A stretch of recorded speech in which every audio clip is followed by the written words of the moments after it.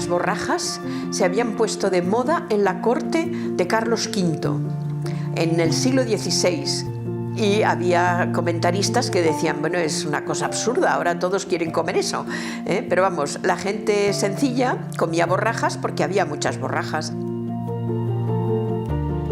La borraja auténtica, que no está cultivada bajo plásticos, dura muy poco. Es una hortaliza de hoja que lo que hace es fijar la sal del suelo cuando está creciendo, y en su estadio de maduración verde fija esa sal en los tallos, que es lo que hace que sean tan crujientes y tan salinos. Por eso es lo que no nos gusta perder, le damos casi un golpe de cocción muy corto. Se hacían borrajas de muchas formas, no solamente así hervidas. Por ejemplo, una cosa que se hacía era una hoja de la borraja que se hacía como un buñuelo. Se hacían cosas muy imaginativas. Yo siempre me he apoyado en el recetario tradicional, siempre me he apoyado en recetas antiguas, las hemos ido adaptando por rescatar ese acervo cultural, aligerándolas y darle ese toque, tanto lo primero de sabor, estético y nutricional, que es súper importante. El más famoso libro de cocina del siglo XVIII es de un fraile franciscano. Él escribe con un seudónimo, con un alias, el de Juan Altamiras. Esta gente, claro, cocina con productos básicos, con productos asequibles, muchas coles, muchos nabos, muchas legumbres, sean garbanzos. La gente comía verduras porque no tenía acceso a nivel económico para comer carne y pescado todos los días. Eran el plan B o el plan C de la mayoría de las comidas diarias de este país.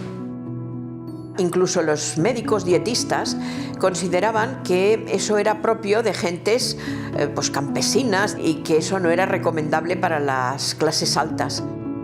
En nuestra cabeza no está el disfrutar comiendo verduras, y si ya encima nos las han cocinado mal, con puntos de cocción pasados, enmascarados con exceso de proteína animal, pues al final sabía todo menos a verdura. Y realmente si empiezas a quitar excesos de grasa, excesos de gluten, pues te queda algo mágico, que son los vegetales. En cada región de España pues había alguna especialidad, también según la época. El tipo de verduras del verano pues era más variado, en cambio en invierno pues había menos cosas disponibles, pues había coles, nabos, zanahorias y chiribías y alguna cosa más. Si somos radicales en algo es en la estacionalidad de los productos. Todos hemos olvidado cuándo era la época de las mandarinas, cuándo hay que comer fresas, hay que volver atrás.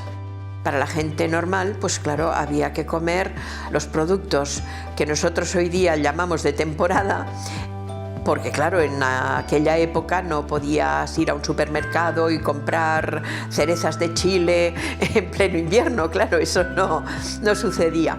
Cualquier persona solamente es capaz de reconocer el tomillo, el romero, la albahaca y la menta, pero más allá de estas plantitas que te venden en las grandes superficies listas para cocinar frescas en casa, poco más. Mi padre, que es agricultor, cuando me ve poner verdolaga, me dice, pero bueno, pero me metería toda mi vida tratándolo como una mala hierba y matándolas, y ahora vienes tú y me las pones a comer. Es como empezó nuestro proyecto, ¿no? El proyecto Gastrobotánica. Precisamente lo que intentábamos era rescatar del olvido todos esos grandes productos que nos ha dado la madre naturaleza. Me gustaría que dejase de ser una moda o una tendencia y que fuese algo que se estudiara en las universidades.